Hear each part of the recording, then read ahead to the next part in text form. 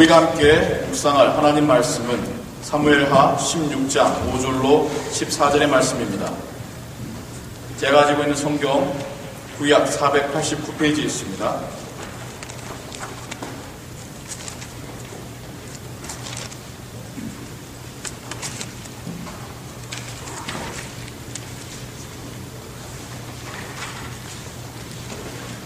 사무엘하 16장 5절로 14절의 말씀입니다.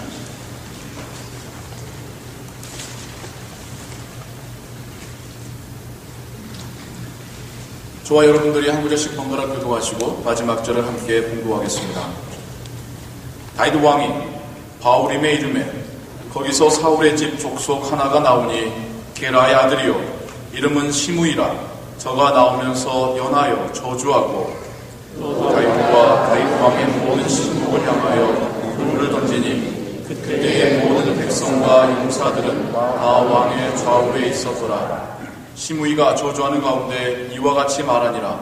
피를 흘린 자여 비루한 자여 가거라 가거라.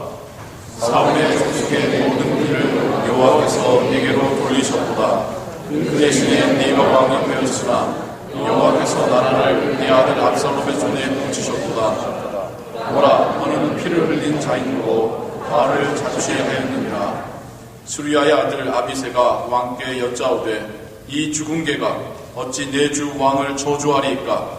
청컨대 나로 건너가서 저의 머리를 베게 하소서. 왕이 가로되 수리아의 아들아, 내가 너희와 무슨 상관이 있느냐? 저가 저주하는 것은 여호와께서 저에게 다윗을 저주하라 하시니 네가 어찌 그리하였느냐 할 자가 있겠느냐. 또 아비새와 모든 신복에게 이르되 내 몸에서 난 아들도 내 생명을 해하려 하거든 하물며 이 베냐민 사람이랴. 여호와께서 저에게 명하신 것이니 저로 저주하게 버려두라. 혹시 여호와께서 나의 모든 마음을 감찰하시니 오늘날 그 저주 까닭에 손으로 내게 갚아주시리라 하고 다윗과 그 종자들이 길을 갈 때에 시므이는 산비탈로 따라가면서 저주하고 저를 향하여 돌을 던지며 티끌을 날리더라. 왕과 함께 있는 백성들이 다 방비하여 한 곳에 이르러 거기서 죽이라. 아멘.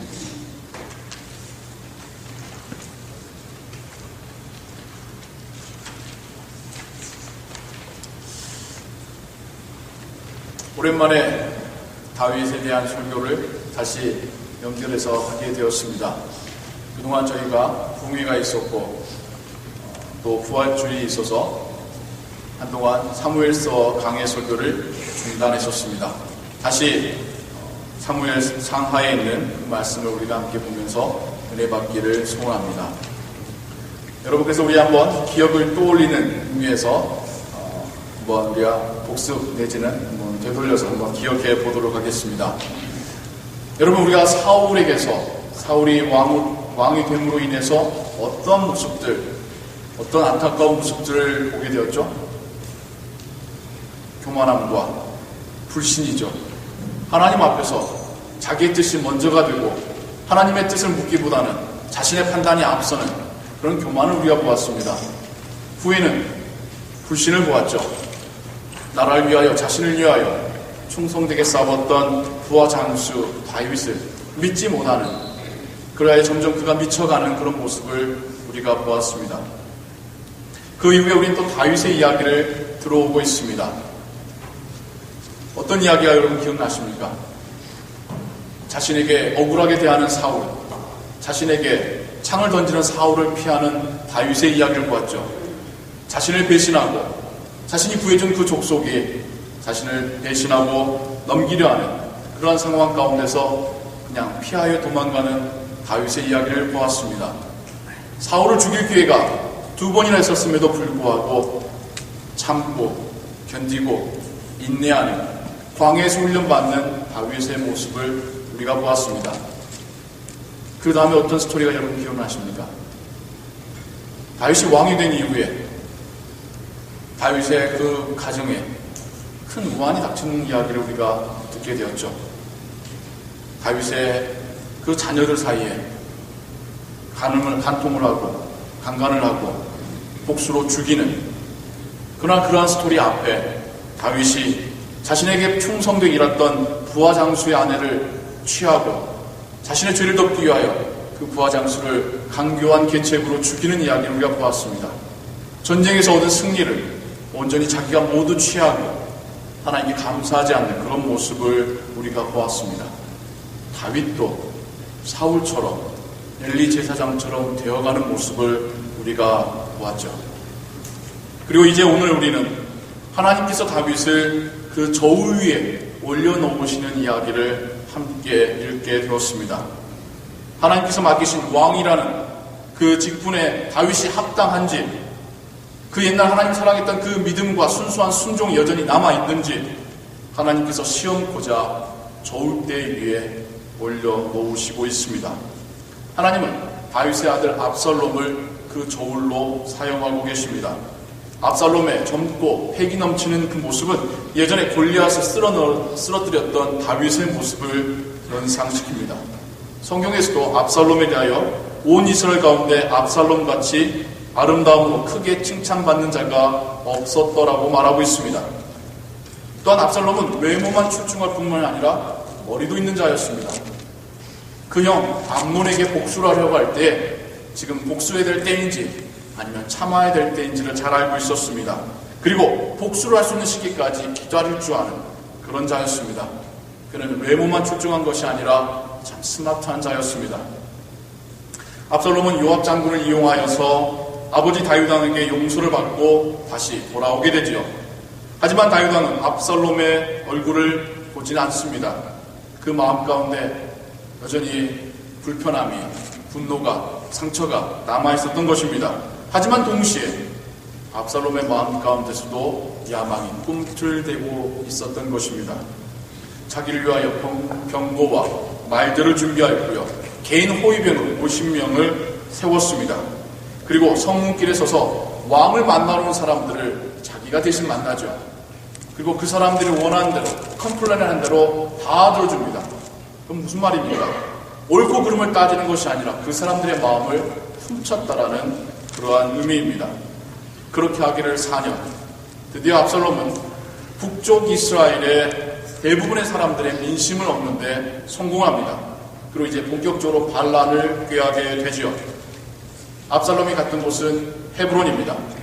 헤브론은 자신이 태어난 곳이기도 하지만 그 아버지 다윗이 왕으로 기름 부음을 받은 곳이기도 합니다.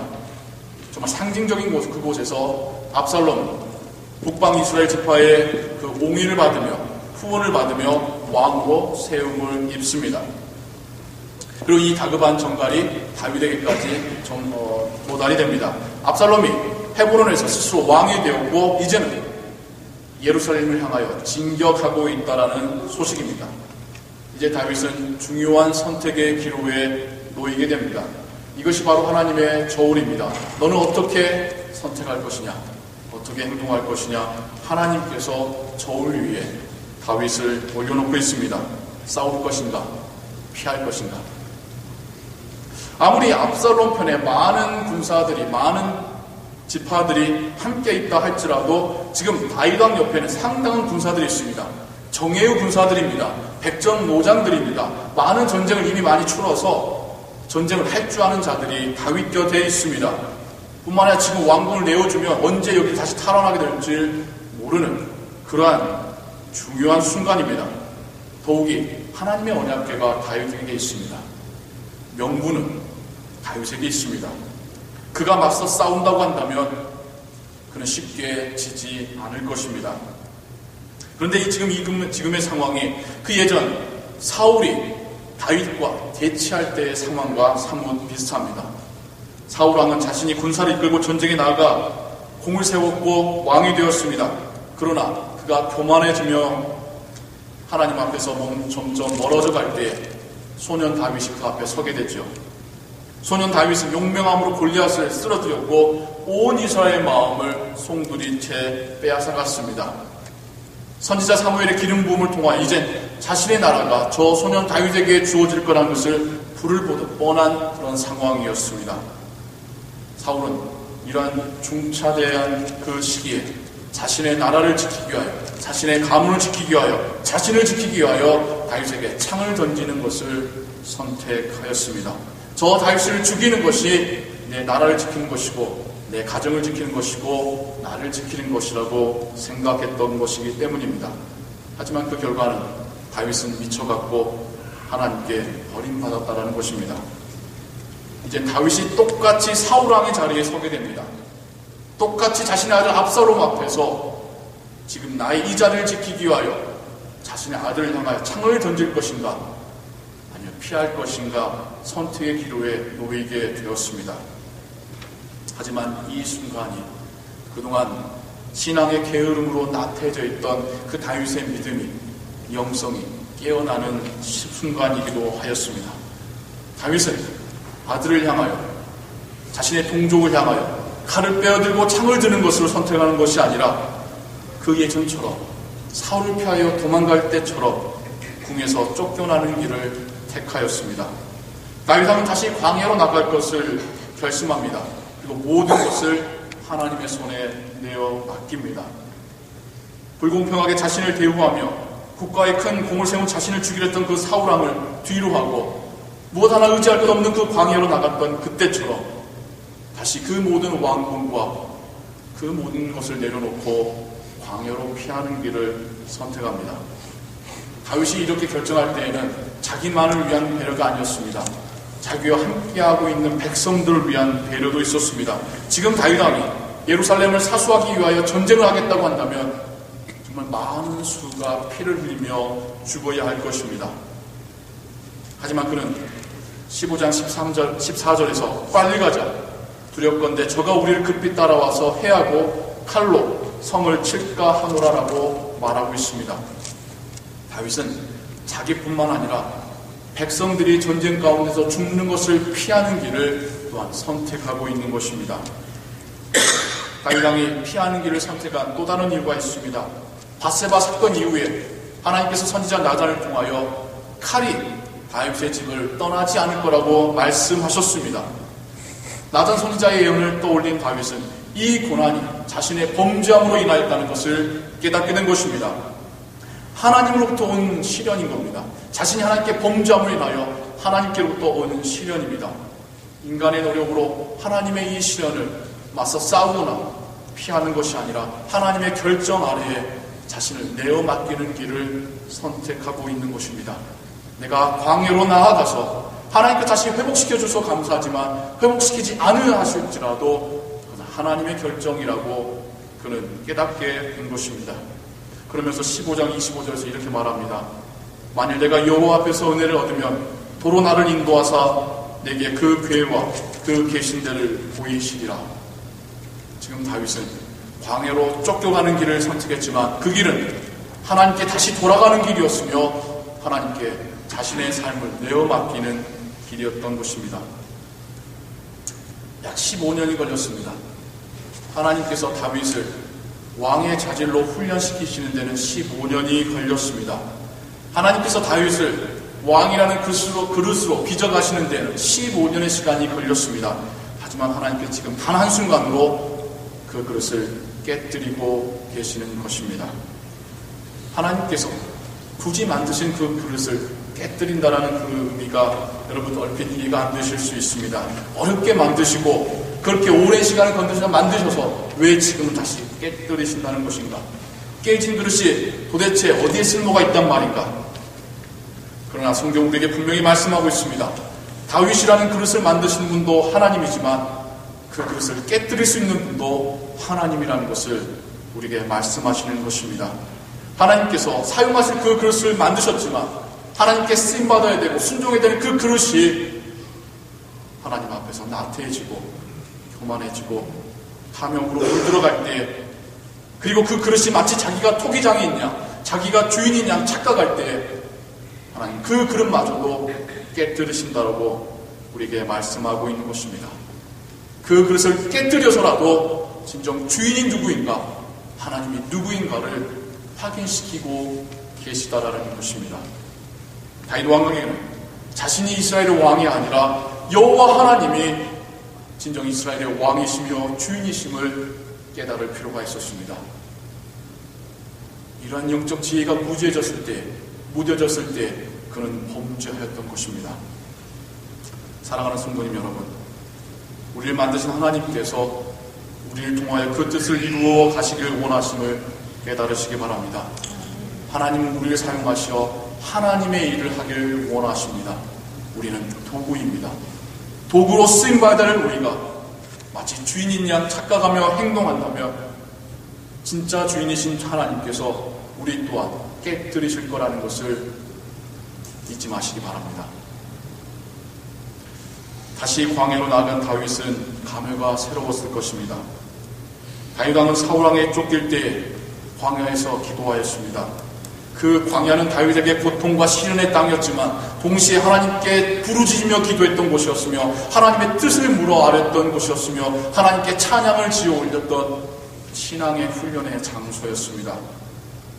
지금 다시 한번 급박한 상황 가운데 그 광야로 나아가고 있습니다. 그곳에 다시 한번 하나님께 기도하며 하나님의 위로와 회복을 구하고 있습니다. 이제 다윗은 깨어진 그릇이 되었습니다. 철저히 그의 모든 자존심과 자아가, 모든 그의 자부심이, 자긍심이 하나님 앞에 낮아지며 겸손해지는 모습을 우리가 보게 됩니다. 광야길로 들어가기 위해 마지막 그 관문 기도는 시내를 건널 때에도 다윗 왕은 자신이 먼저 건너지 아니하고 그 급박한 순간에 자신을 따르는 무리들을 먼저 건너가게 하고 있습니다. 자신을 따라오겠다라는 후세를 돌려보내고 있으며 자신을 따라오겠다고 언약궤를 메고 오는 제사장들을 예루살렘으로 돌려보내고 있습니다. 광야에서 헤매될 처지인 자기와 함께 하나님의 언약궤가 같이 광야를 헤매는 것을 원치 아니하는 것이죠. 더불어 우리는 베냐민 지파의 시므이라는 사람이 다윗을 쫓아오며 돌을 던지며 저주하는 모습을 보게 됩니다. 찢어진 그 상처에 소금을 뿌려대는 사람을 보게 됩니다. 베냐민 지파가 어디입니까? 사울의 지파입니다. 사울이 왕이 되었을 때에 예루살렘 주변을 몰려들어서 왕의 친척으로서 정말 곤문세가를 이루고 살던 그런 사람들입니다. 하지만 사울의 왕국이 다윗에게 넘어갔지 않습니까? 그러면서 이 시므이라는 사람도 자신의 그 영광을 모두 빼앗기게 됩니다. 시므이에게는 다윗은 도적이고 원수였습니다.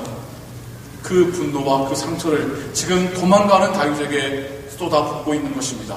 내가 너 그럴 줄 알았다. 하나님이 너를 버리실 줄 알았다. 저주하며 그에게 돌을 던지고 있습니다. 그렇지 않아도 힘든 마음으로 피난가고 있는 다윗에게 저주하는 그의 모습을 보고 다윗 옆에 있던 부하 장수들이 분노하게 되죠. 아무리 지금 우리가 급하게 도망가고 있다지만 저거 하나 죽이지 못하겠습니까? 지금 나루아에 가서 그의 목을 치게 하소서. 저 죽은 개만도 못한 저 인간을 나루아에 목을 치게 하소서 이야기합니다. 다윗이 말립니다.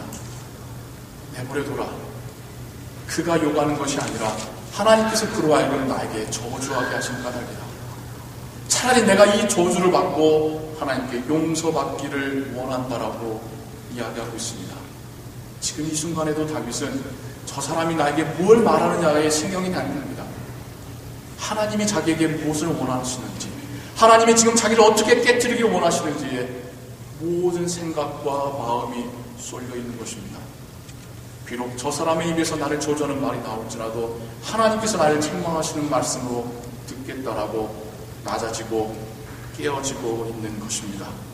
그러면서 기드론 시내를 건넌 후에 감람산을 오를 때에 머리를 가리우고 발에서 신을 벗어 맨발로 울면서 올라갔다라고 성경은 우리에게 이야기하고 있습니다. 철저히 회개하며 하나님 앞에 나아가고 있는 것입니다. 회개가 그로 하여금 하나님과의 관계를 다시 회복시키고 있는 것입니다. 이러함으로 인하여 하나님의 종 다윗은 다시 예전의 모습으로 돌아오게 됩니다. 하나님을 사랑하고 그 말씀 아래 철저히 낮아졌던, 하나님의 뜻에 철저히 순종했던 종의 모습으로 돌아오게 되는 것입니다. 우리도 우리에게 찾아오는 고난과 시험 앞에서 왜 내가 이 고난을 받아야 됩니까? 내가 왜 이 저주와 비난을 들어야 됩니까? 원망하기보다는 나 자신의 신앙의 나태함을 돌아볼 수 있기를 원합니다. 내가 혹 하나님을 향한 열심이 식지는 않았는지, 혹 하나님께서 나에게 맡기신 소명을 내가 소홀히 하지는 않았는지, 혹 내가 하나님께 죄를 짓고 숨기려고 하고 있지는 않은지 성령께서 우리로 하여금 깨닫게 하시기를 소원합니다. 우리에게도 광야의 시간이 필요합니다. 신앙으로 나태해지고 게을러지고 무뎌졌을 때에 다시 회개의 장소로 돌아갈 광야가 필요합니다. 비록 조금 힘들지라도 하나님 앞에 철저히 낮아지며 깨어질 수 있는, 내 인생의 주인이 내가 아니라 하나님이심을 깨달을 수 있는 광야의 시간이 필요합니다. 때론 하나님 우리를 광야로 내어 모실 것입니다. 힘든 그곳으로 우리를 내어 모실 것입니다. 하나님께서 우리로 하여금 다시 훈련시키시기 위하여, 차라리 깨뜨려서라도 다시 그릇으로 빚으시기 위하여 우리를 광야로 내어보러 가실 것입니다. 그럴 때 하나님의 그 인도하심에 오히려 맡기시기 바랍니다. 하나님이 주시는 시련과 고난에 어떻게든 싸우려 하고 피하려고 하지 말고 원망하려 하지 마시고 오히려 그것마저도 하나님께 의지하며 순종할 수 있는 종이 되시기를 주님의 이름으로 축원합니다. 그릇이 깨어지면 그릇은 쓸 수가 없습니다. 그렇죠. 볼품 없어지고 사용 가치가 없어집니다. 지금 다윗의 모습이 그러합니다. 완전히 깨어졌습니다. 더 이상 왕으로서의 위용도 없으며 지도자로서의 모습도 찾아볼 수가 없습니다. 하지만 그릇을 깨뜨린 하나님께서는 그 깨진 그릇도 사용하시는 것을 성경 우리에게 말씀하십니다. 하나님께는 그 그릇이 얼마나 잘생겼느냐가 중요한 것이 아닙니다. 그 그릇이 하나님께 쓰임받을 자세가 되었느냐가 중요하다는 것입니다. 다윗왕은 깨어졌지만 그의 신앙은 다시 하나님께로 돌아왔습니다. 그래서 하나님은 깨어진 그릇이지만 다윗을 다시 한번 사용하시게 됩니다. 압살롬의 계략이 깨어지고 압살롬은 전투에서 전사하게 됩니다. 다시 온 이스라엘과 유다는 다윗을 하나님 앞에서 왕으로 다시 옹이하며 궁으로 모셔오게 되죠. 이스라엘은 전보다 더 강력한 나라가 되어가게 됩니다. 여러분, 회복의 은혜를 믿으시기 바랍니다. 자녀를 사랑하는 부모님이 잘못된 길을 가는 자녀들을 원망하며 비난하며 혹은 회초리로 때려서라도 올바른 길로 인도하듯이, 그리고 울고 있는 그 자녀를 다시 포옹해주며 용서해주듯이 하나님께서도 마찬가지입니다. 우리를 사랑하신 하나님께서는 우리를 깨뜨리시지만 또한 우리를 회복시켜 주실 것을 믿으시기 바랍니다. 하나님께서 나를 다시 회복시켜 주실 것을 믿기 때문에 우리는 그 앞에 철저히 낮아지고 깨어질 수도 있는 것입니다. 때리셨지만 도로 싸매신 하나님이심을 여러분 믿으시기 바랍니다. 그분이 우리의 주인이시기 때문입니다. 우리의 부모님이시기 때문입니다. 우리의 왕이시기 때문에 그 모든 것이 가능한 것입니다. 하나님께서도 우리에게도 영적인 광야의 시간을 주실 것입니다. 그것은 우리를 다시 깨뜨리시며 훈련시키시기 위함임을 여러분 다시 깨달으시기 바랍니다. 깨뜨리려 하실 때 차라리 완전하게 깨워주십시오. 그럼 하나님께서 다시 우리를 회복시켜 주실 것입니다. 기도하겠습니다.